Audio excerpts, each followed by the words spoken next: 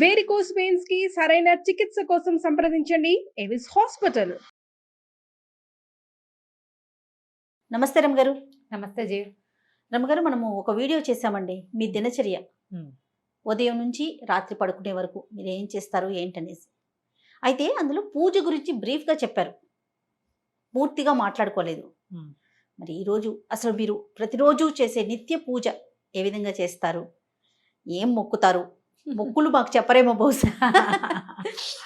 ఏం చేస్తారు రమగారు? ఎట్లా? సాధారణ పూజ చేయాలి. అవునా? అంటే నా పెళ్ళికి ముందుకి పెళ్ళికి తర్వాతకి తేడా ఉంది. మా శాఖలు వేరు. సో అమ్మ వాళ్ళ ఇంట్లో పూజా విధానం ఒక రకం.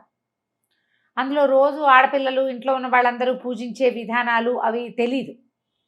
మా అమ్మ దేవతార్చన చేసేటప్పుడు ఏవో స్తోత్రాలు వరుసగా ఆవిడ చదువుకుంటుండేవారు. అవి విని విని విని నాకు దేవతార్చన విధానం అలవాటైంది, బాగా వచ్చింది. కాకపోతే అది దానికి ప్రత్యేకంగా మడిగట్టుకోవాలి. మా పెరమాళ్ళని అందరూ ముట్టుకోరు. మా ఇంట్లో విధానం అది. ఈ అత్తవారింట్లో పూజా విధానం వేరు. అమ్మ వాళ్ళది నిలుబొట్టు, అత్తగారి వాళ్ళది అడ్డబొట్టు. ఓకే. ఈ బొట్టు తేడాతోటి పూజా విధానాల తేడాలు ఉంటాయి. తులసి పూజ అవి మా ఇంట్లో అలవాట్లేదు. మరి మా వాళ్ళల్లో ఎవరైనా చేస్తారేమో. తులసితోటి స్వామిని పూజిస్తాం కానీ తులసికి పూజ తెలియదన్నమాట. నోములు వ్రతాలు అవి ఉండవు మాకు. పుట్టింట్లో లేవన్నమాట, నోములు ఉండవు. ఈ మన పౌర్ణమి నోములని, వరలక్ష్మి వ్రతము, తర్వాత మంగళగౌరి వ్రతాలు అవి ఏం చెయ్యం మేము. ఓకే. అక్కడ ఉండవు. వాళ్ళకి ఆ సిద్ధాంతం కాదనమాట. వాళ్ళ సిద్ధాంతం వేరుగా ఉంటుంది.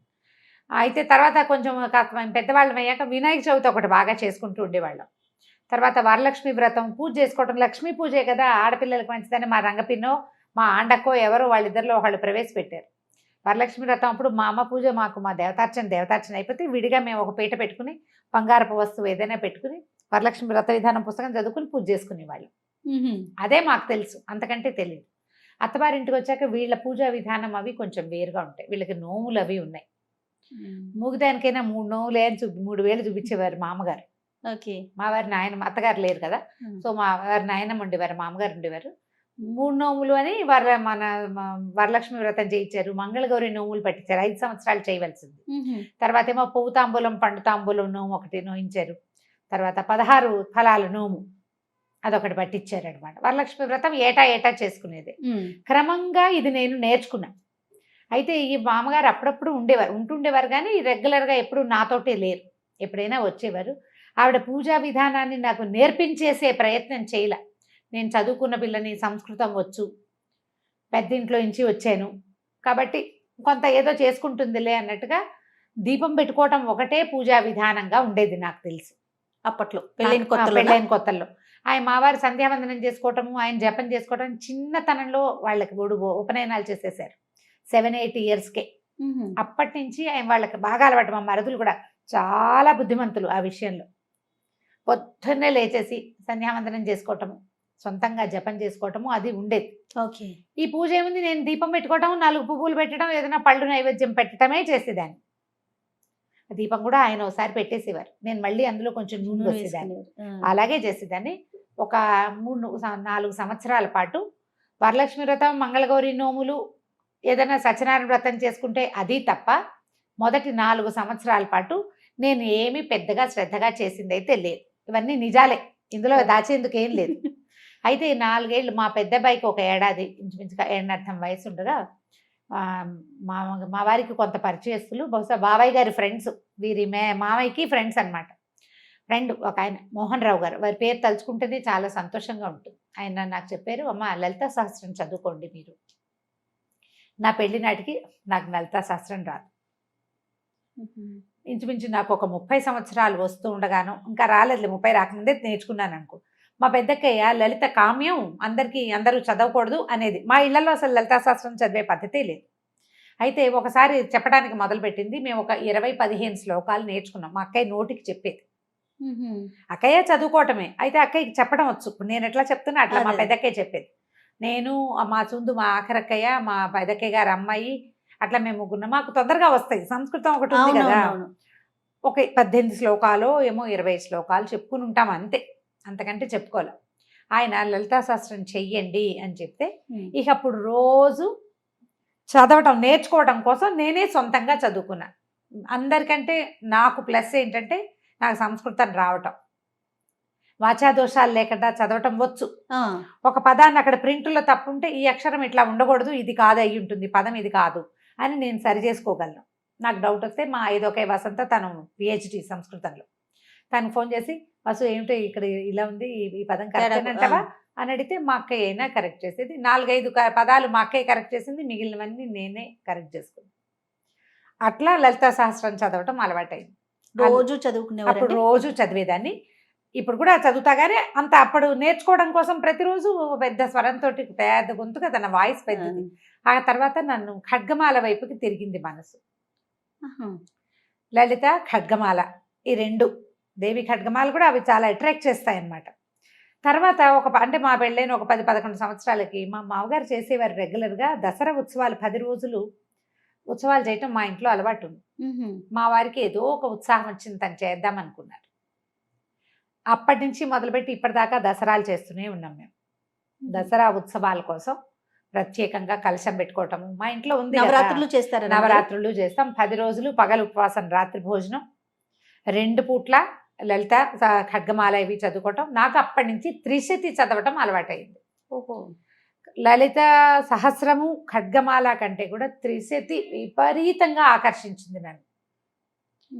అది చదువుతూ ఉంటే ఎలా వస్తుందంటే ఒక పూనకం వచ్చినట్టు ఉంటుంది అనమాట.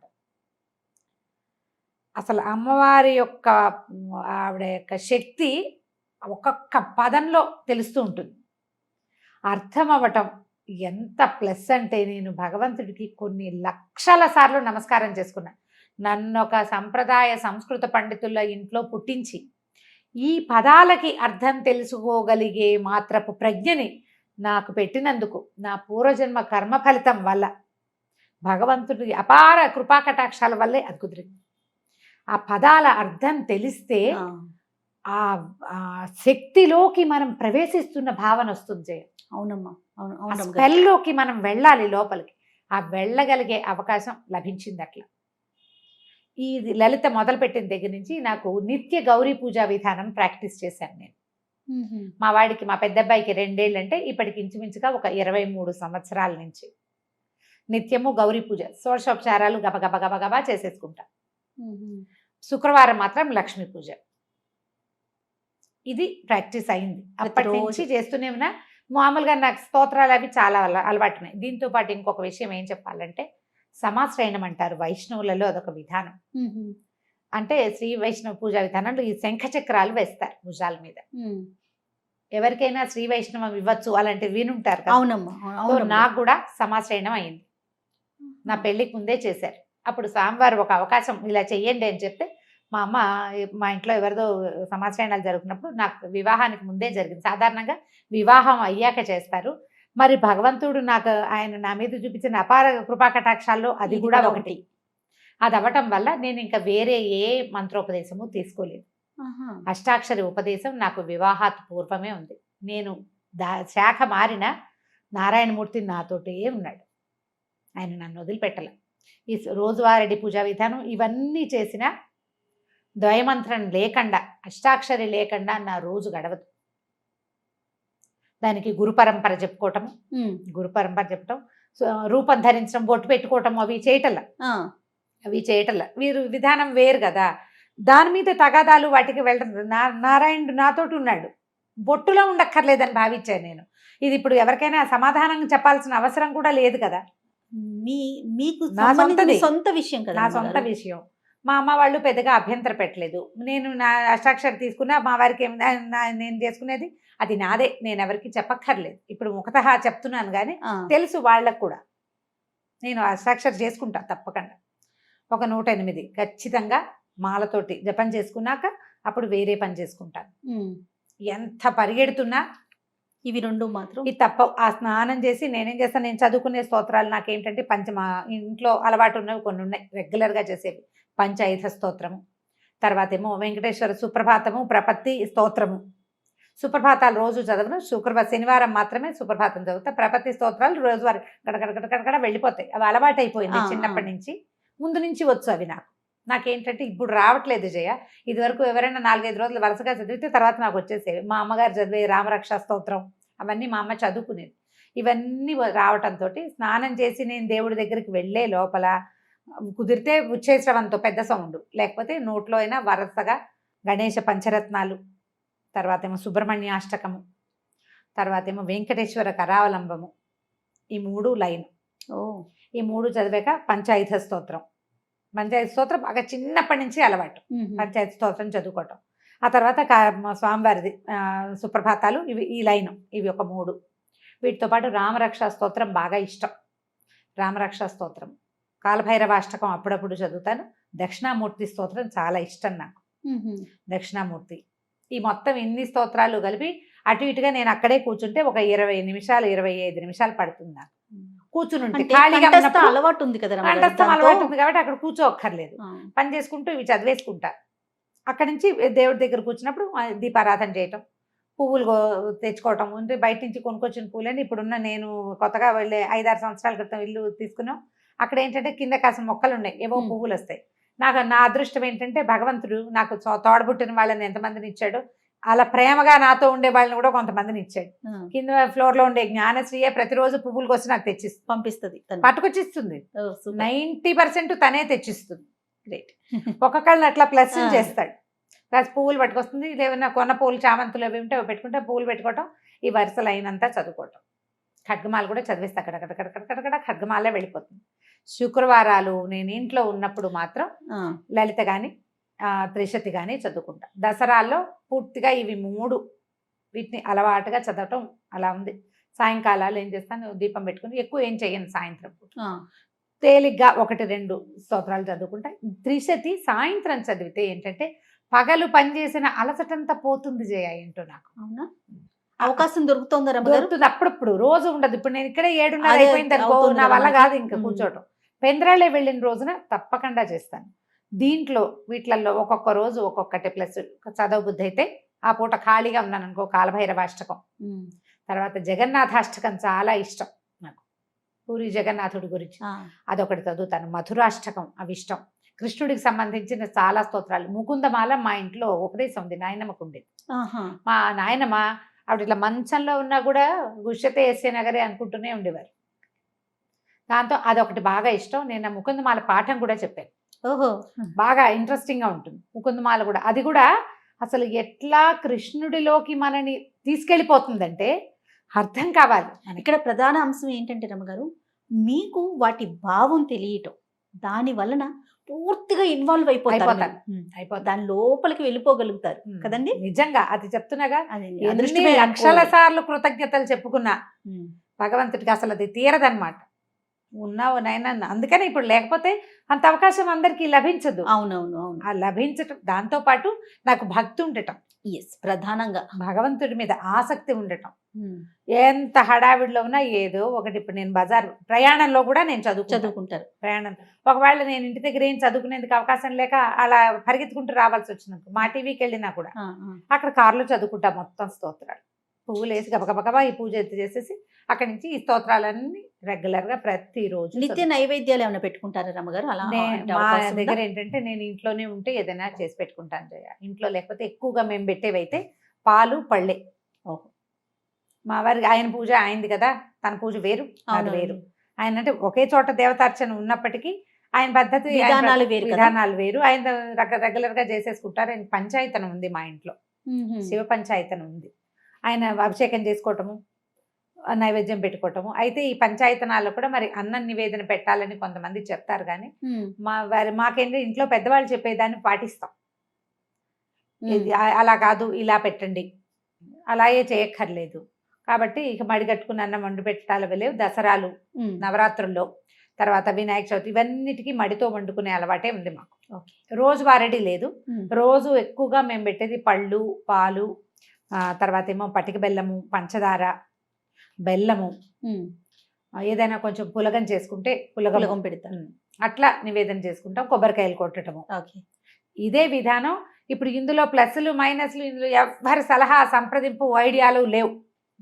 పూర్తిగా మీది కదా, పూర్తిగా నాదే. భగవంతుడు నాకు ఇచ్చిన స్వాతంత్రం ఏంటంటే ఇందులో నన్ను కరెక్ట్ చేసే వాళ్ళని ఎవరిని పెట్టలా నాకు. కానీ భావాలు వేరు కదా రమ్మగారు మీది. కానీ ఇంట్లో డాక్టర్ గారిది కానీ భావాలు వేరు కదా, ఉమ్. ఎక్కడన్నా ఇబ్బంది అనిపించిందా మీకు? ఏం లేదు, అదే చెప్తున్నా కదా. అదృష్టవంతులైతే. ఆ విషయంలో అదృష్టవంతులే. మా మరుదులు చాలా ప్రేమగా ఉన్నారు నాతోటి. సొంత తమ్ముళ్ళున్నా అంత బాగా కలిసి ఉండేవాళ్ళు కాదేమో. ఓకే. వాళ్ళ ఫస్ట్ ప్రిఫరెన్స్ వదినే. ఎప్పుడు మొదటి నుంచి అప్పటి నుంచి ఇప్పటిదాకా ఇంచుమించు 30 సంవత్సరాలు అవుతుంది. నన్ను కరెక్ట్ చేయలే ఎప్పుడు. మా మామగారు కొంచెం అంటి ముట్టినట్టే ఉండేవారు. గౌరీ పంచాక్షరి తీసుకోండి అని చెప్పారు ఒకసారి. మిమ్మల్ని తీసుకోమన్నారు ఒక మంత్రం, గౌరీ పంచాక్షరి తీసుకోవచ్చు అని, బాగుంటుంది అని. మంచిది అవును, స్త్రీలకి, అది మంచిది. అది కూడా భర్త నుంచే తీసుకోవాలి, అలా ఏవో నియమాలు ఉండే. నాకు అంత బాగా తెలియదు దాని మీద. ఓకే. నాకు ఎందుకనో అంత అనిపించింది. నారాయణమూర్తిని వదిలిపెట్టాలని అనిపించల. వారితో పాటు ఇంకేది చేద్దాం. రమ్మగారు, ఇది సందర్భం కాదు కానీ నాకు ఒక ప్రశ్న అండి, ఎప్పటి నుంచో శైవ వైష్ణవ మతాలు అసలు ఎందుకు ఈ డిఫరెన్స్ వచ్చిందండి? అంటే అది తప్పు అనేది నా భావన కాదు. కొంతమంది శైవం, కొంతమంది వైష్ణవం. ఎందుకు వచ్చింది? ఇప్పుడు మీరు 2 భావాలతో ఒకే ఇంట్లో ఉంటున్నారు, అది మీరు సర్దుకుపోవటంలో వెళ్ళిపోతుంది. భగవంతుడు ఒక్కడే కదా అనే భావన ఉన్నప్పుడు ఇలాంటి చీలిక అసలు ఎక్కడి నుంచి వచ్చిందంటారు? ఇవి అంటే 2 వైదికమైనవే జయ. శివకేశవులు ఇద్దరు స్థితిలయకారకులు. అవును. అయితే ఈ స్థితికారకుడైన విష్ణువే పరమదైవతం అని భావిస్తారు వైష్ణవులు. ఆ స్వరూపం, ఆ నడిపించే ఆ కథ, ఆ క్రియ, అది ఆకర్షితుల్ని చేస్తుంది కొంతమందిని. శివుడు లయకారకుడు, ఐశ్వర్యకారకుడు, ముక్తి ప్రదాయకుడు. ఆయనే పరమదైవతం అని కొంతమంది భావిస్తారు. నీకు చూడు, ఆ పచ్చటి చెట్టు ఉంటే ఆ పచ్చటి చెట్టు మీద కొంతమందికి దృష్టి నిలుస్తుంది. దాని మీద ఒక గులాబీ రంగు పువ్వు ఉంటే గులాబీ పువ్వు మీదకి కొంతమందికి దృష్టి వెళ్తుంది. ఈ రెండిట్లలో ఏది కరెక్ట్? ఎవరి భావన వారిది కదా, వాళ్ళది. దీంట్లో ఏమైందంటే నాదే కరెక్ట్ అనేది తీవ్రత వచ్చేసింది. ఆ భావం ఎంతవరకు కరెక్ట్ అండి? కరెక్టా అంటే మనం చెప్పలేకపోతాం జయ. మనం ఇదంతా మాబ్లో ఉంటుంది, జనాలు గుంపుగా చేరినప్పుడు వాళ్ళ భావాలు ఉంటాయి.